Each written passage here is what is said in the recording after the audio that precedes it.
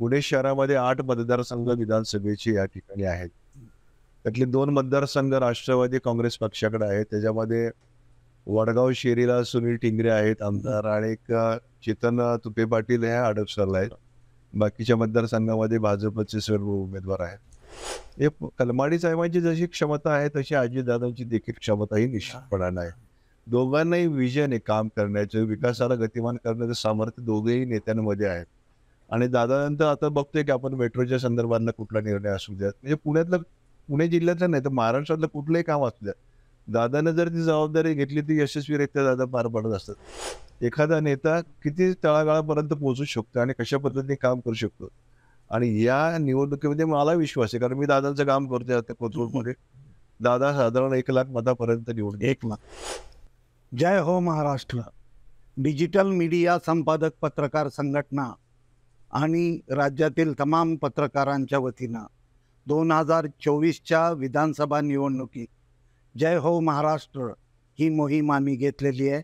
आज महाराष्ट्राचं नाक समजलं जाणाऱ्या पुणे शहरात आपण आलेलो आहेत आणि पुणे शहराच्या गेल्या 40 वर्षाच्या इतिहासात राजकारण असो अथवा महापालिका असो, ज्यांचं नाव दीपक मानकर म्हटलं की कुणीही दीपक भाऊ म्हणून ज्यांना हाक देतो, अशा व्यक्तीला आपण आज भेटणार आहोत. ते अजितदादांच्या राष्ट्रवादी काँग्रेसचे अध्यक्ष आहेत आणि गेल्या 40 वर्षात उपमहापौरपद असेल, शिक्षण मंडळाचं सभापतीपद असेल, एकूणच पुणे शहराच्या राजकीय वाटचालीचे ते सर्व राजकीय बदलांचे साक्षीदार आहेत. या विधानसभा निवडणुकीत अजितदादांचे विश्वासू शिलेदार आणि राष्ट्रवादीचे शहरचे अध्यक्ष म्हणून ते विधानसभेच्या 8 मतदारसंघात कशा पद्धतीनं वाटचाल करतायत याविषयी आपण त्यांच्याशी चर्चा करूया, जाणून घेऊया की दीपक भाऊ नक्की काय करतायत. नमस्कार. नमस्कार दीपक भाऊ. ही विधानसभा निवडणूक ही महाराष्ट्राच्या इतिहासातील एक ऐतिहासिक अशी निवडणूक आहे. त्याचं कारण असं की 2014 नंतर जी काही राजकीय स्थित्यंतरं झाली त्या स्थित्यंतराच्या पार्श्वभूमीवर आणि गेल्या 5 वर्षाच्या एकूणच राजकीय उलथापालथीची पार्श्वभूमी घेऊन ही विधानसभा निवडणूक येते. खरं तर तुमच्या 40 वर्षात तुम्ही पुणे शहरात जी कार्यकर्त्यांची फळी निर्माण केलेली आहे, एक स्वतःचं दीपक मानकर या नावाचं वलय पुणेकरांना आणि पुणे बाहेरही सर्वांना माहीत आहे. त्या पार्श्वभूमीवर अजितदादांची खंबीर साथ देत तुम्ही या विधानसभा निवडणुकीला सामोरं जाताय, तुमची काय भूमिका आहे? विधानसभेच्या निवडणुकीला सामोरं जात असताना पुणे शहरामध्ये 8 मतदारसंघ विधानसभेचे या ठिकाणी आहेत. त्यातले 2 मतदारसंघ राष्ट्रवादी काँग्रेस पक्षाकडे आहेत. त्याच्यामध्ये वडगाव शेरीला सुनील टिंगरे आहेत आमदार आणि एक चेतन तुपे पाटील हे हडपसरला आहेत. बाकीच्या मतदारसंघामध्ये भाजपचे सर्व उमेदवार आहेत. आणि एक या निवडणुकीला जसं आपण सांगितलं की एक वेगळं वैशिष्ट्य आपण या संपूर्ण महाराष्ट्रामधल्या वेगळ्या वातावरणामध्ये या निवडणुकीकडे पाहिलं जातं. परंतु पुण्याची संस्कृती ही खूप वेगळ्या पद्धतीची आहे. जो काम करेल त्याच्या पाठीशी सर्वसामान्य नागरिक हा निश्चितपणानं उभा असतो. आता या 8 मतदारसंघातले जे उमेदवार आहेत ज्यांनी 5 वर्षाच्या कालावधीमध्ये पुण्याच्या विकासाच्या दृष्टिकोनातून जे काम केलेले आहे, त्या विकासाला खऱ्या अर्थानं गतिमान करण्याचं काम या मंडळीने आपल्या आयुष्यामध्ये केलेलं आहे. आणि त्याचीच पावती त्यांना या निवडणुकीच्या निमित्तानं निश्चितपणे मिळाल्याशिवाय राहणार नाही.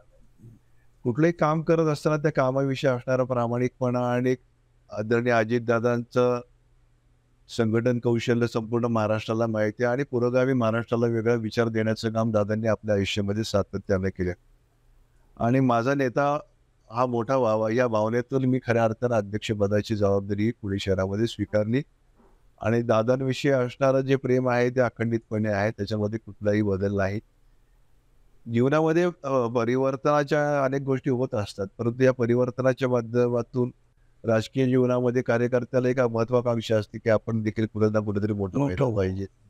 तर त्या दृष्टिकोनातनं मध्यंतरी विधान परिषदेच्या निवडणुकीच्या निमित्तानं काही मागणी आमच्या कार्यकर्त्यांनी केली होती पुणे शहरातल्या. मग त्यांनी सामूहिक राजीनामे त्या ठिकाणी दिले. 1500 कार्यकर्ते, तर 800 ते 1000 कार्यकर्त्यांनी सुरुवातीला दिलं, तर बाकीच्या इतर कार्यकर्ते पदाधिकाऱ्यांनी दिल्या. तर ते कार्यकर्त्यांचं प्रेम आहे. दादाला सोडून मी काय कुठं गेलो नाही आणि जाणार पण नाही, कारण की माझं दादांविषयी असणारं जे प्रेम आहे, एवढ्या मोठ्या नेत्याच्या संपर्कात ज्यावेळी आपण येतो, त्यावेळी त्यांनी आपल्या जीवनक्रमामध्ये जे केलेलं काम असते त्या कामाला आपण कुठंतरी आपण देखील साथ द्यावी या भावनेतून मी पुणे शहरामध्ये दादांच्या पाठीशी खंबीरपणाने उभा आहे. आणि माझं संघटना कौशल्य संपूर्ण 40 वर्षाचा माझा जो प्रवास आहे, म्हणजे सामाजिक राजकीय जीवनामध्ये मी समाजाचं काम करण्याच्या दृष्टिकोनातच खऱ्या अर्थानं काम या पुणे शहरामध्ये केलेले आहे. आणि सर्व पक्षाचे जे नेते मंडळी असतील, कार्यकर्ते असतील, त्यांचे माझे अतिशय प्रेमाचे संबंध ते मी जोडलेले आहेत. आणि राजकीय या प्रवासामध्ये काम करत असताना आता ही जी निवडणूक आहे, याला विशेष महत्व आपण का देतो की संपूर्ण महाराष्ट्राचं लक्ष याच्याकडे आहे. राजकीय प्रवाह खूप या 5 वर्षाच्या कालावधीमध्ये बदललेले आहेत. आणि हे बदल होत असताना दादांनी देखील आपला जीवनक्रम पूर्णपणे बदललेला आहे, की साहेबांना सोडून त्या ठिकाणी अंतर्गत मतभेद हे राजकीय जीवनामध्ये असू शकतात, परंतु शेवटी प्रत्येकाला महत्वाकांक्षा आणि दादांना देखील ती महत्वाकांक्षा का असू नये असं प्रत्येक महाराष्ट्रातील सर्वसामान्य कार्यकर्त्याला वाटतं की आपला नेता मुख्यमंत्री व्हायला पाहिजे. या भावनेतून प्रत्येकाला ही भावना होती, परंतु दादांनी जो निर्णय घेतलाय त्या निर्णयाच्या बरोबर पहिल्या दिवसापासून आम्ही सगळेजण बरोबर आहोत. आणि दादांची भूमिका ही स्पष्ट आहे. आणि पवार साहेबांना देखील मानणारे कार्यकर्ते आम्ही आहोत. पवार साहेबांवर देखील आम्ही खूप काम केलेलं आहे. परंतु आता या राजकीय चढाओढीमध्ये या 2.5 वर्षाच्या कालावधीमध्ये जे वातावरण संपूर्ण महाराष्ट्रामध्ये झालेलं आहे, त्या वातावरणाला अनुसरून महायुतीचं सरकार या महाराष्ट्रामध्ये आल्याशिवाय राहणार नाही हा विश्वास माझ्यासारख्या कार्यकर्त्यांना निश्चित वाटतो.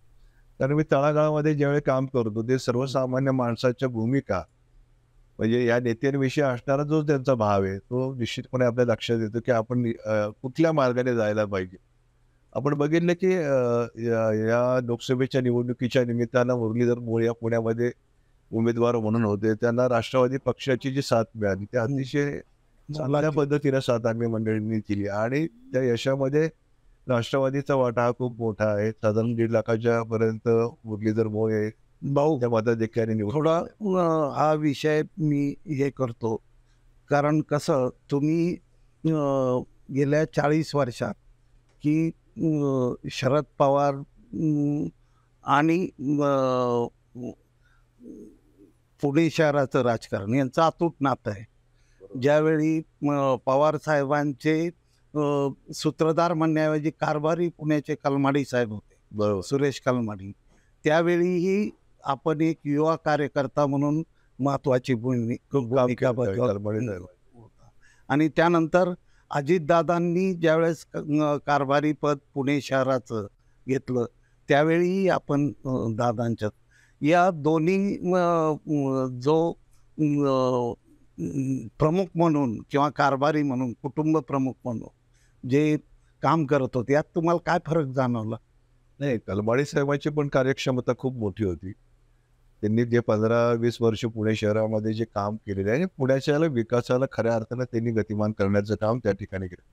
मग पुण्याचे रस्ते असू द्या, सार्वजनिक वाहतूक व्यवस्था असू द्यात, विद्यार्थ्यांचे काही प्रश्न असू द्या, स्लमच्या संदर्भातले काही निर्णय असू द्यात, जे मोठमोठे प्रोजेक्ट पुणे शहरामध्ये जे आले ते कलमाडी साहेबांमुळेच आले. आता या ठिकाणी बालेवाडीसारखं मोठं संपूर्ण ज्यावेळी उभं राहिलं त्यावेळी कलमाडी साहेबांचाच प्रयत्न ते उभं राहिलं. हे कलमाडी साहेबांची जशी क्षमता आहे तशी अजितदादांची देखील क्षमता ही निश्चितपणानं आहे. दोघांनाही विजन आहे काम करण्याचं, विकासाला गतिमान करण्याचं सामर्थ्य दोघेही नेत्यांमध्ये आहे. आणि दादानंतर आता बघतोय की आपण मेट्रोच्या संदर्भातला कुठला निर्णय असू द्यात, म्हणजे पुणे जिल्ह्यातलं नाही तर महाराष्ट्रातलं कुठलंही काम असू द्या, दादानं जर ती जबाबदारी घेतली ती यशस्वीरित्या दादा पार पडत असतात. आता साधारण 37 किलोमीटरचे रस्ते पुणे शहरामध्ये मेट्रोचे ज्यावेळी मेट्रोचा मार्ग होतोय त्यामुळे पुणे शहरातल्या वाहतुकीला खऱ्या अर्थानं वेगळ्या पद्धतीने दिशा देण्याचं काम या मंडळींनी केलेलं आहे. आता पुण्यातली वाहतूक व्यवस्था सध्याच्या परिस्थितीत बघितलं तर खूप लोकांना त्रास सहन करावा लागतोय, परंतु हा त्रास निश्चितपणानं कमी होण्याच्या दृष्टीकोनातनं दादा पालकमंत्री आहेत, त्यामुळे मला असं वाटतं की उपमुख्यमंत्री देखील आणि दादा चांगलं काम करतायत. जो माणूस सकाळी 6 वाजल्यापासून रात्री 12 वाजेपर्यंत समाजाच्या जीवनाला दिशा देण्याचं काम आपल्या आयुष्यामध्ये करतो व त्याची पाठराखण आपण तर करायलाच निश्चित. पाहिजे. आपण देखील काम करतोय लोकांसाठी दिवसभर आपण देखील काम करतो. परंतु दादांचं नेतृत्व जे आमच्यासारख्या कार्यकर्त्यांना मिळालं ते दिशा देणारं आहे आणि एक व्यवस्थापन कसं असावं.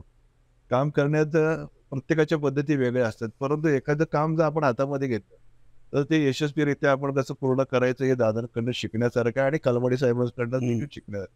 काही गोष्टी कलमडी साहेबांकडनं देखील खूप शिकायला मिळाल्या. कुठलाही प्रोग्राम जर एखादा मोठा तुम्हाला करायचा असेल, तर त्या ठिकाणी असणारं जे व्यवस्थापन, ही खुर्ची कशी लागली पाहिजे, या ठिकाणी काय असायला पाहिजे, म्हणजे इतकं बारीक लक्ष त्यांचं त्या ठिकाणी असेल. मग हे आपल्याला शिकायला मिळतं ना. आपण जरी राजकीय जीवनामध्ये असतो, तर काही नेत्यांकडनं, काही छोट्या माणसांकडनं देखील आपल्याला शिकायला मिळतं. हे आपण शिकलं पाहिजे. त्यामुळे या दोघंही नेते अतिशय कार्यक्षम असे नेते, परंतु आता कलमाडी साहेब देखील वयोमानाने थकलेले आहेत. हां. सध्या ते कुठेही ऍक्टिव्ह नाही किंवा काही नाही, परंतु काही आठवणी या आपल्या बरोबर येतच हो, असतात हो. जीवनक्रमामध्ये. खरंय. त्यामुळे कलमाडी साहेबांच्या आठवणी सध्या राहणार. आता एक दुसरे दादा पुणे शहरात कार्यरत आहेत आणि तेही लोकप्रियतेकडं त्यांची वाटचाल सुरू आहे असं एकंदरीत तुम्हीच परवा एका कार्यक्रमात मला वाटतं प्रचार सभेतच बोललात. हा, तर मी बोलतोय ते चंद्रकांत दादा. चंद्रकांत दादांच्या संदर्भात चंद्रकांत दादा देखील खूप चांगलं काम करतात. कोथरूड मतदारसंघामध्ये गेली म्हणजे मागच्या पंचवार्षिकला काही लोक म्हणत होते की कोल्हापूरवरनं आले, बाहेरनं आले, परंतु ते वातावरण आता राहिलेलं नाही. आता त्यांनी 5 वर्षाच्या कालावधीमध्ये समाजाच्या शेवटच्या घटकापर्यंत जे काम केलेलं आहे ते खूप वाखाणण्याजोगं आहे. म्हणजे कोथरूड मतदारसंघाच्या विकासाला दादांनी गतिमान केलेले आहे. सर्वसामान्य विद्यार्थ्यांचे प्रश्न असतील, युवकांचे असतील, महिलांचे असतील, बचत गटांचे असतील, स्लमचे असतील, हे सगळ्या प्रश्नामध्ये दादांनी स्वतःहून काम केलेलं आहे आणि प्रत्येकाला असं वाटतं की नाही दादा आपले. हा भाव निश्चितपणे कोथरूडच्या मतदारांचा या ठिकाणी आणि त्याचा बेनिफिट दादांना हा निश्चितपणे येईल. म्हणजे माझ्या राजकीय जीवनामध्ये मी बघत असतो की एखादा नेता किती तळागाळापर्यंत पोहोचू शकतो आणि कशा पद्धतीने काम करू शकतो. आणि या निवडणुकीमध्ये मला विश्वास आहे, कारण मी दादांचं काम करतोय आता कोथरूडमध्ये. दादा साधारण 1 लाख मतापर्यंत निवडून 1 लाख. हा माझा अंदाज आहे. त्या अंदाजामध्ये मला वाटतं जास्त काही बदल होणार नाही. परंतु चांगल्या मताने म्हणजे आता 77,000चं लीड मुरली मोहोळला होतं हो. कोथरूडमधून. हे 1 लाखापर्यंत जायला पहिलं एवढं चांगलं वातावरण आता कोथरूडमध्ये आहे. आणि बाकीच्या मतदारसंघामध्ये देखील आता माधुरी मिसाळांचा पर्वती मतदारसंघ आहे. त्यांनी देखील त्या 3 टर्म त्या ठिकाणी आमदार म्हणून काम, त्याचं देखील खूप चांगलं काम आहे आणि ते देखील मागच्या वेळी साधारण 37,000 मतांनी निवडून आल्या होत्या. आता त्यांचं ते लीड आता यावेळी वाढल्याशिवाय राहणार नाही, कारण त्यांचं देखील काम चांगलं आहे. खडकवासल्यामध्ये त्या ठिकाणी तापकीर आहे भीमराव, ते देखील खूप चांगला माणूस आहे.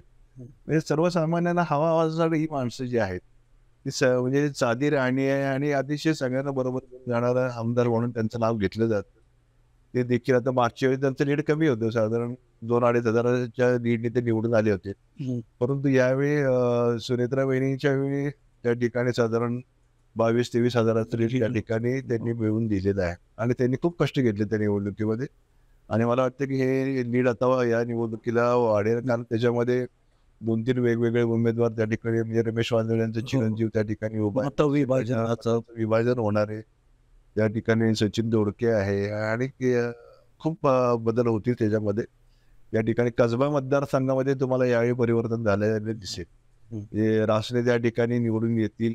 रवी धनगेकरांचा प्रभाव तेवढा कुठल्याही मागच्या निवडणुकीचा राहिलेला नाही, कारण की गेल्या 1.5 वर्षाच्या कालावधीमध्ये रासनेंनी सर्वसामान्य माणसापर्यंत पोहोचून विकासाला गतिमान करण्याचं काम या कसबा मतदारसंघामध्ये केलेलं आहे आणि त्याचा रिझल्ट त्यांना या ठिकाणी निश्चितपणाने मिळेल. आणि सगळेजण बरोबर आहेत, म्हणजे बापट साहेबांचा मुलगा त्यांच्या बरोबर आहे, टिळकांचा मुलगा कुणाल त्यांच्या बरोबर आहे आणि सगळेजण एकत्रित येऊन आमची वैयक्तिक ताकद या मतदारसंघामध्ये करण्यामध्ये माझी देखील आहे. त्यामुळे त्यांना चांगला सपोर्ट आम्ही केलेला आहे. व्यापारी मंडळी त्यांच्या बरोबर आहे, ब्राह्मण समाज, मराठा समाज पण त्यांच्या बरोबर आहे आणि सर्व समाजाला बरोबर घेऊन जाण्याचं काम रासने या ठिकाणी करतायत आणि त्याचा रिझल्ट त्या ठिकाणी तुपे पाटलांचं देखील खूप चांगलं काम हडपसरमध्ये आहे. आणि या 5 वर्षामध्ये त्यांनी विधानसभेमध्ये जी भाषणं वगैरे केली, लोकांचे प्रश्न जे मांडलेत विधानसभेमध्ये, तर खूप चांगलं काम मुस्लिम समाजामध्ये देखील त्यांचं आहे. त्यामुळे मुस्लिम समाज देखील त्यांना या ठिकाणी मदत करेल. म्हणजे बाकीच्या महाराष्ट्राच्या किंवा देशाच्या राजकीय जीवनामध्ये मुस्लिम समाजाची दिशा वेगळी असू शकते, पण परंतु त्या ठिकाणी त्यांनी जे काम मुस्लिम समाजासाठी केले, अनेक दादांनी मुख्यत्वे करून जे मुस्लिम समाजासाठी जे महाराष्ट्रामध्ये जे निर्णय घेतलेले आहेत, ते मुस्लिम समाजाला मान्य आहे की दादा आमच्यासाठी काही ना काहीतरी काम करतायत. तर हा भाव देखील त्यांना त्या ठिकाणी मुस्लिम समाजाचा उपयोगी पडणार आहे. त्या ठिकाणी सुनील टिंगरे आहेत. त्या सुनील टिंगरेचं जे सर्वसामान्य माणूस त्यांनी आपल्या आयुष्यामध्ये जोडलेला आहे. अनेक कार्यकर्ते त्यांच्याबरोबर आहेत. बापू पठार हे मागे इलेक्शन हारले होते. पण आता तसं वातावरण पूर्वीसारखं बापूंचं काय तसं राहिलेलं नाही आणि सुनीलचं काम खूप चांगल्या पद्धतीने त्या ठिकाणी चाललेलं आहे. आणि म्हणून मला खात्री आहे की हे सगळ्या मतदारसंघामध्ये 8ही मतदारसंघामध्ये शिवाजीनगरमध्ये सिद्धार्थ शिरोळे आहे. तो खूप चांगला कार्यकर्ता आहे सिद्धार्थ पण. अगदी म्हणजे जमिनीवरती चालणारा मुलगा आहे तो आणि सगळ्यांना प्रेम करतो सगळ्यांवरती आणि मला वाटतं की मागच्या वेळी तो 5,000 आला. यावेळी साधारण 15,000च्या पुढे तो निवडून यायला पाहिजे असं वाटतं. नाही काही अपक्ष उमेदवार काँग्रेसचे देखील मंडपावर उभे राहिलेले, त्याचा परिणाम दिसून येतो. भाऊ, शहराचा अभ्यास असलेला एक ज्येष्ठ नगरसेवक, महापालिकेत सतत काम करणारा नेता म्हणून चंद्रकांत दादा असतील किंवा ज्यांच्यासाठी तुम्ही सध्या प्रचार करताय, प्रयत्न, यांच्याकडून पुण्याचे कुठले प्रश्न मार्गी लागावे असं तुम्हाला वाटतं? सार्वजनिक वाहतूक व्यवस्था ही पुण्यात खूप मोठा प्रश्न आहे या ठिकाणी. कारण की ट्रॅफिकमध्ये माणूस एखादा अडकला तर 1-1.5 तास त्याला त्या ट्रॅफिकमध्येच थांबावं लागतं. एखादा माणूस आपल्या कंपनीतनं संध्याकाळी 6 वाजता सुटला तर घरच्या लोकांना प्रश्न पडतो की आपली व्यक्ती घरी लवकर येते की नाही, वेळेवरती येते की नाही, या चिंतेमध्ये ही मंडळी असतात. किंवा स्कूलमध्ये जाणारे विद्यार्थी असतील त्यांचा विचार पालकांना असतो. परंतु मला असं वाटतं की सार्वजनिक वाहतूक व्यवस्था PMPL जी आपली आहे तिच्या माध्यमातून म्हणावी तेवढी प्रभावी झालेली नाही. तर मला असं वाटतं की मिनी बसचा जर उपयोग याच्यामध्ये जर मॅक्झिमम पुणे शहरामध्ये जर केला तर याचा निश्चितपणाने प्रभाव पडू शकतो आणि त्याचा उपयोग देखील होऊ शकतो. आता पुणे शहरामध्ये प्रत्येक माणसाकडे वाहन हे झालेले 4 चाकी प्रत्येक माणसं, किती सामान्य माणूस असला तरी त्याच्या एका घरामध्ये 2-4 मोटरसायकल, एखादा 4 चाकी. मग आता मेट्रोचा प्रवास करताना त्या ठिकाणी आता समजा वलाजच्या इथून जर एखादा माणूस त्या तिथे मेट्रोमध्ये बसला आणि त्याला रामवाडीला जायचं असेल, काही लोक मग ते 4 व्हीलरनेच जायचं पसंत करतात. म्हणजे जसं मेट्रोची सवय मुंबई सारख्या ठिकाणी आहे, अजून इथं ते ती सवय अजून नागरिकांना लागली नाही. परंतु आता बऱ्यापैकी फरक पडलेला आहे. लोकांना त्या ठिकाणी मेट्रोचा उपयोग मेट्रो प्रॉफिट मध्ये चालली प्रॉफिट मध्ये चाललेले आहे. तर ते वाढेल मला असं वाटतंय आणि त्याचा उपयोग नागरिकांनी करायला पाहिजे. हॉस्पिटल अजून मला असं वाटतं की जनरल हॉस्पिटल आपल्याकडे एकच आहे, ससून. मला वाटतं की प्रत्येक मतदारसंघामध्ये जर अशी हॉस्पिटल, जनरल हॉस्पिटल केली तर नागरिकांना खूप सोयीचं होईल आणि ती गरज आहे समाजाची. मोठमोठ्या हॉस्पिटलमध्ये जे प्रायव्हेट हॉस्पिटल आहे त्या ठिकाणी महानगरपालिका शहरी गरीब योजना आहे, 2 लाखापर्यंत मदत होऊ शकते. परंतु म्हणावे तसं त्यांच्याकडे लक्ष दिले जात नाही. सर्वसामान्य माणूस ज्याला खऱ्या अर्थाने गरज आहे, तर मला असं वाटतं की जनरल हॉस्पिटल जर झाले तर चांगला उपयोग या ठिकाणी. म्हणजे दादांना आमची विनंती राहील, दोन्ही दादांना, चंद्रकांत दादांना आणि अजित दादांना देखील, की बाबा त्यांनी याच्यामध्ये जर लक्ष घातलं. ITI सेंटर देखील काही ठिकाणी उभे राहिले पाहिजे. ITI आपल्याकडे 2 आहेत, एक औंध ITI आहे आणि एक इकडं शिवाजी रोडला एक आहे. परंतु म्हणावे तेवढा प्रभाव त्याचा दिसून येत नाही. कारण लोकांना आता मला असं वाटतं की पुणे शहरामध्ये आता MPSC UPSCचे जे विद्यार्थी मोठ्या प्रमाणामध्ये साधारण 5 लाख विद्यार्थी पुणे शहरामध्ये आहेत. तर याच्यावर देखील आता म्हणजे तुम्हाला जर या विद्यार्थ्यांचं भविष्य पाहायचं असेल तर काही मोठमोठे हॉस्टेल देखील तुम्हाला निर्माण, कारण की मोठी संख्या आहे या ठिकाणी. तर त्या ठिकाणी त्यांची कुठली जेवणाची व्यवस्था व्यवस्थित होत नाही, त्यांच्याकडे दुर्लक्ष होतं. शेवटी आपलीच मुलं आहेत ना, शेवटी महाराष्ट्रामधून जरी येत असली तरी आपलीच मुलं आहेत. हा भाव प्रत्येक पुढाऱ्याचा असणं अत्यंत आवश्यक आहे आणि त्या दृष्टिकोनातून त्यांना मदत देखील करायला पाहिजे. महिला सक्षमीकरण करण्याच्या दृष्टिकोनातून राज्य शासनाच्या माध्यमातून आता ज्या योजना आलेल्या आहेत, लाडकी बहीणची योजना असतील, युवतींसाठी ज्या योजना असतील, विद्यार्थिनीसाठी आज चंद्रकांत दादांनी उच्च शिक्षित मुलींना मोफत शिक्षण देण्याचा जो संकल्प केलेला आहे. शेतकऱ्यांसाठी जे याची वीजच्या संदर्भामध्ये जे पंपाचं जे केलेलं आहे, वीज माफीचं केलेलं आहे आणि या सगळ्या गोष्टीचा विचार केला तर सगळ्यात जास्त प्रभावी योजना आता महाराष्ट्रामध्ये जी लाडकी बहीणची झालेली आहे त्याचा इम्पॅक्ट ह्या संपूर्ण इलेक्शनवरती निश्चितपणाने पडणार आहे. आणि म्हणजे त्यांनी आता ठरवलेले आहे. आता जरी विरोधक बोलत असले की आम्ही तुम्हाला 3,000 रुपये देऊ, हे करू, ते करू, ते करू. परंतु तुम्ही सुरुवातीला या योजनेला विरोध केला विरोधकांनी, किंवा ही योजना फसवी योजना आहे, तुम्हाला काही मिळणार नाही, तुमची फसवणूक करणार सरकार. परंतु साधारण 75,000 कोटी रुपये दादांनी सांगितले की या योजनेकरता आपण खर्च करतोय, आणि त्या दृष्टिकोनातनं ह्या योजना या कायमस्वरूपाच्या कशा राहतील, हा आमचा प्रयत्न या सरकारचा राहणार आहे. आणि माननीय मुख्यमंत्र्यांच्या नावाने ही जी योजना चालू करण्यात आलेली आहे, त्यामुळे मुख्यमंत्री आदरणीय शिंदेसाहेब असतील, आदरणीय उपमुख्यमंत्री देवेंद्रजी असतील, आदरणीय उपमुख्यमंत्री अजितदादा असतील, खूप चांगल्या पद्धतीने या इलेक्शनमध्ये हा विषय ट्विस्ट झालेला आहे. आणि त्याचा उपयोग निश्चितपणे मतदानाच्या प्रक्रियेमध्ये ही मतं वाढणार या महिलांच्या भगिनींची, आणि ही लाडकी बहीण या भावांना रिझल्ट दिल्याशिवाय राहणार. तर हे होते दीपक भाऊ मानकर. जाता जाता एवढंच त्यांना सांगू इच्छितो की 40 वर्षाच्या जीवनात जे तुमचं एक शल्य किंवा 40 वर्षाच्या सेवेत आमदारकीची संधी प्रत्येक वेळी त्यांना हुलकावणी देत आली, तर आपण प्रार्थना करू की लवकरच त्यांना ही संधी मिळो. ते ज्या उमेदवारांचा प्रचार करतायत, पक्ष संघटन म्हणून ज्या उमेदवाराच्या पाठीशी उभे आहेत, त्या सर्वांना आणि दीपक भाऊंना आपण शुभेच्छा देऊ. जय हो महाराष्ट्र. जय हो महाराष्ट्र.